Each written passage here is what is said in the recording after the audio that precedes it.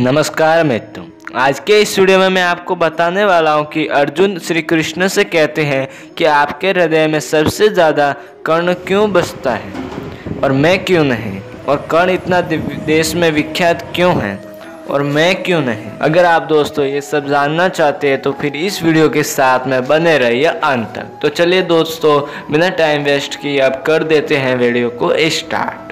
तो फिर दोस्तों, ये बात उस समय के जब महाभारत से पूर्व श्री कृष्ण और अर्जुन यूं ही घूमने निकल पड़े थे। ऐसे ही घूमते घूमते अर्जुन ने श्री कृष्ण से पूछा कि आपके हृदय में कर्ण सबसे ज़्यादा क्यों बचता है, क्यों मैं क्यों नहीं, और आप कर्ण का इतना पक्ष क्यों लेते हैं, आप इतने श्रेष्ठ उसे क्यों मानते हैं, मुझे क्यों नहीं। उससे भी वीर योद्धा बहुत है, तो आप उसमें ऐसा क्या खासियत है जो मुझ में नहीं है। और आप स्वयं जानते हैं कि अर्जुन ने ही विराट युद्ध में अंगराज कर्ण को परास्त किया था, और द्रौपदी स्वयंवर में अंगराज कर्ण के होते हुए भी मैंने ही उस द्रौपदी स्वयंवर को जीता था। लेकिन ये सब आप जानते हुए भी आपके हृदय में अंगराज कर्ण बचते हैं, ऐसा क्यों है? कृपया मुझे कारण बताइए। फिर श्री कृष्ण कहते हैं कि मैंने जो तुम्हें सम्मान दिया है वही मैंने अंगराज कर्ण को भी दिया है।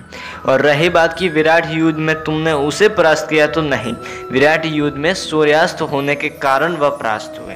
और रही बात कि द्रौपदी स्वयंवर को तुमने जीता, तो नहीं, अंगराज कर्ण को सूत पुत्र होने के कारण मौका ही नहीं मिला।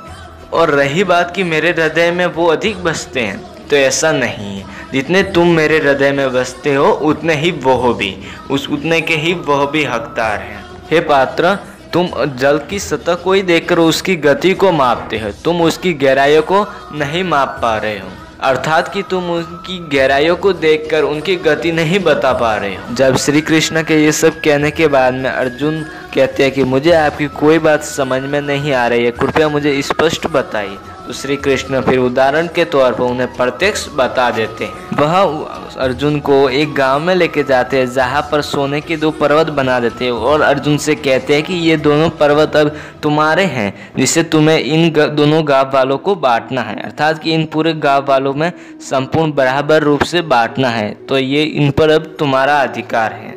इन्हें कैसे बांटना है ये सब तुम जानो। फिर अर्जुन आगे बढ़ा और सभी गांव वालों को एकत्रित करके उस पर्वत के पास लेके गया और कहा कि इन दोनों पर्वतों पर मेरा अधिकार है और मैं इसे आप गांव वालों में बांटने वाला हूँ।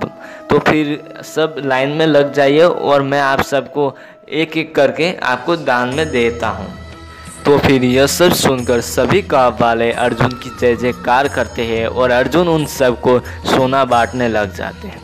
लेकिन सोना बांटते बांटते वह कुछ ही, अर्थात कि पर्वत का कुछ ही हिस्सा बांट पाए थे कि वह थक गए, और वह माधव से कहने लगे कि मैं थक गया हूँ, अब मैं आराम करना चाहता हूँ। फिर श्री कृष्ण बोले कि ये तो आरंभ है, अभी तो अंत बाकी है, इतने में ही तुम थक गए, अब रहने दो पात्र, अब तुम्हें ये सब करने की आवश्यकता नहीं। अब अंगराज कर्ण आ रहे हैं तो अब उनकी यह बारी है, अब मैं ये सब उनको सौंपता हूँ।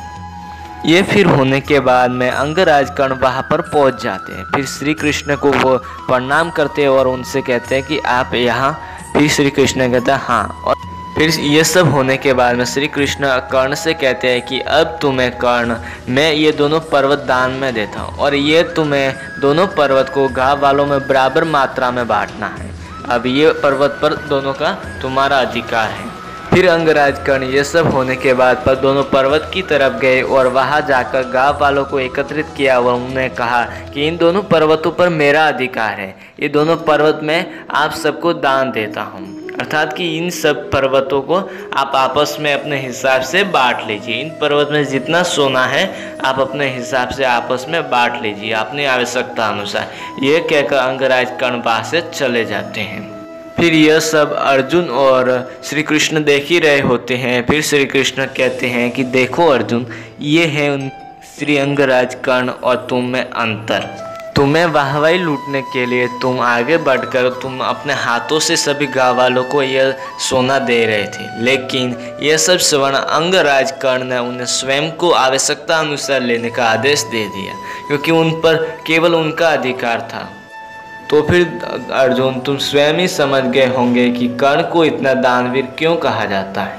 क्योंकि कर्ण अपने कर्म पर निर्भर है, अर्थात कि वह कर्म करना जानता है, फल की इच्छा किए बिना वो कर्म करता है। और अर्जुन, तुम कर्म जो करते हो उसके पीछे तुम्हारा फल के प्रति भी लोभ है, और अंगराज कर्ण के पास में ऐसा कोई लोभ नहीं, कोई प्रलोभन नहीं था। इसलिए उन्होंने निस्वार्थ होकर दया भाव के साथ में पूरे दोनों पर्वतों को इन गांव वालों को सौंप दिया।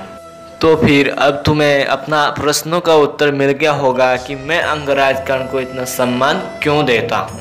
तो फिर यह सब देखकर अर्जुन चौंक जाते हैं और उन्हें यह सब कुछ समझ में आ जाता है, अपने किए पर उन्हें पछतावा होता है।